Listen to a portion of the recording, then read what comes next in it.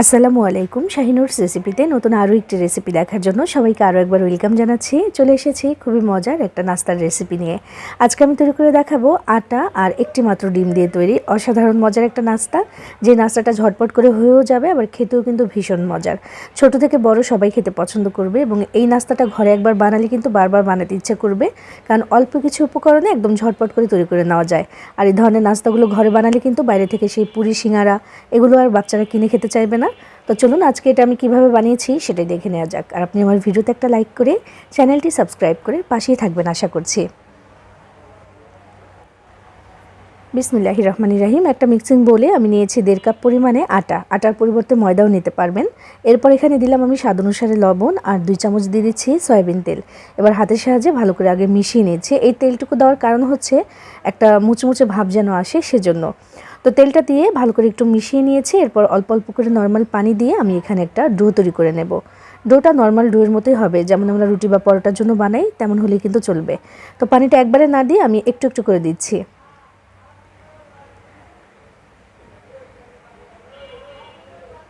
ডোটা যখন মাখানো হয়ে যাবে, এবার এটাকে কিন্তু একটু রেস্টে রেখে দিতে হবে। তো উপর থেকে সামান্য একটু তেল মাখিয়ে আমি এটাকে রেস্টে রেখে দেব।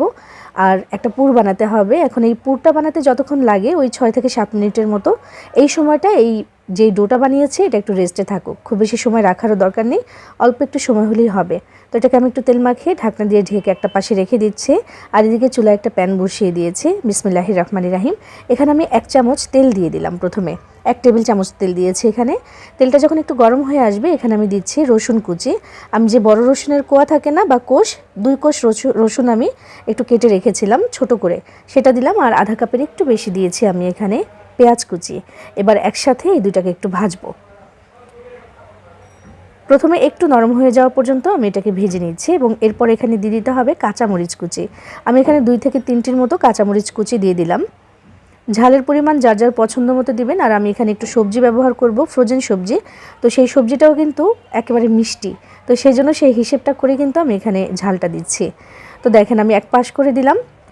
যখন একটু ভাজা হয়েছে, মানে সামান্য একটু নরম হয়ে এসেছে, এটাকে এক পাশ করে দিয়ে আমি ওই পাশটাতে সামান্য একটু তেল দিলাম। একটা ডিম আগে থেকে ফাটিয়ে রেখেছিলাম, ডিমটা আমি এখানে দিলাম। এবার এটাকে একটু ভেজে নিতে হবে ভেঙে চুরে। ডিমটা একটু ভেজে তারপরে পেঁয়াজ মরিচের সাথে আমি একসাথে এখন মিশিয়ে দেব। দিয়ে এই যে পেঁয়াজ রসুন দিয়েছে আমি এগুলোকে আর একটু ভাজবো। আমি একসাথে মিশিয়ে নিয়ে আমি একটু ভেজে নিচ্ছি। যখন এমন একটু লালচে হয়ে এসেছে আমি এবার এখানে ফ্রোজেন করা সবজি দিয়ে দিচ্ছি। সবজি বলতে তেমন কিছুই না, পেঁয়াজ কলি দিয়েছি আমি এখানে 1 কাপের মতো। তো এটা যেহেতু আমার কাছে ফ্রোজেন করা ছিল, আমি একটা পলির মধ্যে করে রেখেছি, সেখান থেকে হাত দিয়ে তুলে আমি সরাসরি এখানে দিচ্ছি। 1 কাপের মতো দিয়েছি এখানে আমি পেঁয়াজ কলি, আর দিচ্ছি এখানে গাজর, একদম ছোট্ট করে কেটে রাখা গাজর, সেটাও আমি 1 কাপের মতো এখানে দিলাম। আর হ্যাঁ, এই যে একটা পুর বানাচ্ছি এখানে 1 ফোঁটা পানিও ব্যবহার করব না। তার কারণ হচ্ছে এই যে ফ্রোজেন করা সবজিটুকু দিলাম এর মধ্যে কিন্তু বরফ হয়েছিল, তো একদম এখান থেকেই পানিটা বের হবে এখন বরফটা গলে গিয়ে। সব কিছু একসাথে আমি মিশিয়ে দেওয়ার পরে এখানে আমি স্বাদ অনুসারে একটু লবণ দিয়ে দিলাম, আধা চা চামচ দিলাম ধনিয়া গুঁড়া, জিরার গুঁড়া, তারপর লাল মরিচের গুঁড়া, এগুলো আধা চা চামচ করে দিয়েছি। আর সামান্য একটু হলুদের গুঁড়া দিয়েছি। হলুদের গুঁড়াটা না দিলেও চলবে, তবে একটু কালারের জন্য খুবই সামান্য একটু দিয়েছি আমি। দিয়ে আবার সব কিছু একসাথে মিশিয়ে দিলাম। ওই যে বরফটা গলে গিয়ে একটু পানি হয়েছে আর সবজির পানি তো একটু বের হবেই, তো এগুলো দিয়ে কিন্তু হয়ে যাবে, মানে এই পানিটুকু দিয়ে হয়ে যাবে। তো আমি মশলাটা একটু মিশিয়ে দিয়ে চুলার আঁচটা একদম কমিয়ে দিয়ে 2 মিনিটের জন্য ঢাকনা দিয়ে ঢেকে দিলাম। 2 মিনিট পরে দেখে যে পানি বলতে আর তেমন কিছুই নেই, এখানে পানিটা শুকিয়ে গেছে, আমার সবজিটাও সেদ্ধ হয়ে গেছে। আর খেয়াল করে দেখবেন ফ্রোজেন করা যে কোনো সবজি কিন্তু একটু তাড়াতাড়ি সেদ্ধ হয়ে যায়। তো এই যে মিশিয়ে নিলাম, দেখেন সব কিছু একসাথে। এবার আমি এখানে একটু ধনেপাতা কুচি দেব, দিয়ে মিশিয়ে তারপর আমি এটাকে নামিয়ে নেব, কারণ আমাদের এই সবজির পুরটা কিন্তু বানানো হয়ে গেছে। এবার এই পুরটাকে নামিয়ে তারপরে একটু ঠান্ডা হতে দিতে হবে, কারণ যে কোনো পুর ঠান্ডা করে তারপর কিন্তু ব্যবহার করতে হয়। তো আমি এটাকে একটু মিশিয়ে নিচ্ছি। দেখেন মেশানো হয়ে গেলে আমি চুলা থেকে এটাকে নামিয়ে নিচ্ছি। আর ওইদিকে আমি যে আটাটা মাখিয়ে রেখেছিলাম সেটা কিন্তু সেট হয়ে গেছে, ছিল এখানে 6 থেকে 7 মিনিটের মতো। এটা হয়ে গেছে, ঢাকনাটা তুলে নিলাম। আরও একবার একটু ময়াম করে নিতে হবে এটা, এতে করে একদম মসৃণ হয়, যে কোনো নাস্তা বানালে সেটা সুন্দর হয়। একটু ময়াম করে নিয়ে তারপরে এটাকে ছোট ছোট করে লেচি কেটে নিতে হবে। তো আমি এখানে মাত্র 1.5 কাপ পরিমাণে আটা নিয়েছিলাম, সেটা দিয়ে কিন্তু মাশাআল্লাহ অনেকগুলো নাস্তা হয়ে যাবে আশা করছি। তো এটাকে আমি ভাগ করে নিচ্ছি ছোট ছোট করে, সমান ভাগে ভাগ করব, দেখি কয়টা হয়।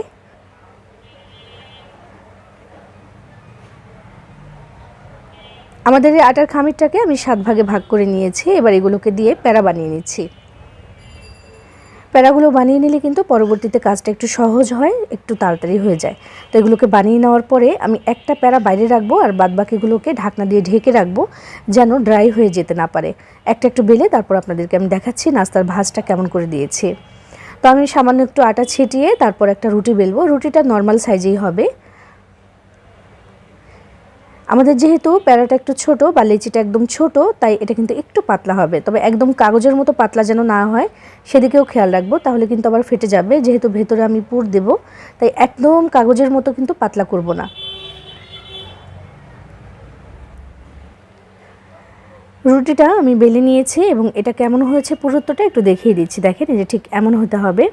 এবার আমি এখানে দিয়ে দিব আমাদের যে পুরটা বানিয়ে রেখেছি আমি ডিম আর সবজি দিয়ে, সেটা কিন্তু ঠান্ডা হয়ে গেছে একদম। তো আমি এটা দিয়ে দিচ্ছি এখানে, বেশ খানিকটা দিচ্ছি। দিয়ে এই যে পুরটা দিলাম এটাকে এখন একটু চারকোনার মতো শেপ করে দিব। যেহেতু আমাদের নাস্তাটা চারকোনা হবে, তাই ভেতরের পুরটা চারকোনা হলে শেপটা সুন্দর হবে, দেখতে ভালো লাগবে। পুরটা দিয়ে দেওয়া হয়ে গেলে এবার আঙুলের সাহায্যে একটু পানি নিয়ে আমি রুটির চারপাশটা একদম রাউন্ড করে সুন্দর করে লাগিয়ে দিচ্ছি। এই পানিটা কিন্তু পরবর্তীতে আঠার কাজ করবে, কোনোভাবেই আর ভাঁজগুলো খুলে আসবে না ইনশাআল্লাহ। তো আমি এই যে দেখেন ভাঁজটা দিয়ে দিচ্ছি, একেবারেই সহজ। ওই যে চারকোনা পরোটা বানানোর জন্য আমরা যেমন ভাঁজটা দিই আর কি, সেই ভাঁজটাই এখানে আমি দেব। আহামরি কিছু না, তবে দেখতে ভালো লাগে, খুবই সুন্দর হয়। তো এই যে এখানে যেখানে যেখানে মানে মনে হবে যে এখান দিয়ে খুলে আসতে পারে আর সেদিকে আটকে দেওয়ার প্রয়োজন আছে, সেদিকে একটু পানি লাগিয়ে দিবেন যেন আটকে যায় একেবারে। ঠিক এইভাবে করে আমি এটা ভাঁজ দিয়ে দিলাম। আসলে তেমন কিছুই না, এটা একেবারে সহজ, তবে দেখতে সুন্দর লাগে। দেখেন কত সুন্দর হয়ে গেল না? এটা কিন্তু অনেকটা ফুলবের সময় এটা আরও বেশি ভালো লাগবে দেখতে। তো একইভাবে সবগুলো নাস্তা আমি বানিয়ে নিয়েছি। এবার এগুলোকে ভাজার পালা। আমি কিন্তু বানানোর এক পর্যায়ে চুলায় এবার তেলও গরম হতে দিয়ে দিয়েছিলাম যেন তাড়াতাড়ি হয়ে যায়। বিসমিল্লাহির রহমানির রহিম। চুলায় তেল দিয়েছি পর্যাপ্ত পরিমাণে, একদম ডুবো তেলে ভাজার দরকার নেই, এমন হলেই চলবে। এই যেমন নাস্তার অর্ধেকটা তেলের নিচে আছে, এমন হলেও কিন্তু চলবে। এটা চাইলে আরও কম তেলেও কিন্তু এটা ভেজে নিতে পারেন। তেলটা একটু গরম হয়ে যাওয়ার পরে আমি নাস্তা দিয়ে দিলাম 4টি। এর থেকে বেশি দিলে আবার গাদাগাদি হয়ে যাবে, তাই 4টি দিয়েছি। এবার চুলার আঁচটাকে একটু কমিয়ে রাখবো, মানে মিডিয়ামে রেখে তারপর ভাজবো। নাস্তাগুলো আমি যেহেতু ভাঁজ দিয়ে আটকেছি, তো বেশ কয়েকটি ভাঁজ ওই সাইডে পড়েছে এবং এই ভাঁজের ভেতরে যেন কাঁচা থেকে না যায় সেদিকে একটু খেয়াল রাখবো। এই জন্যই কিন্তু চুলার আঁচটা আমি খুব বেশি বাড়িয়ে দিইনি, একটু কমিয়ে রেখে ভাজছি। একটা পাশ যখন এমন একটু কালার এসে গেছে, আমি উল্টে পাল্টে দিচ্ছি। 2 থেকে 3 বার একটু উল্টে তারপর এটাকে ভেজে নিতে হবে।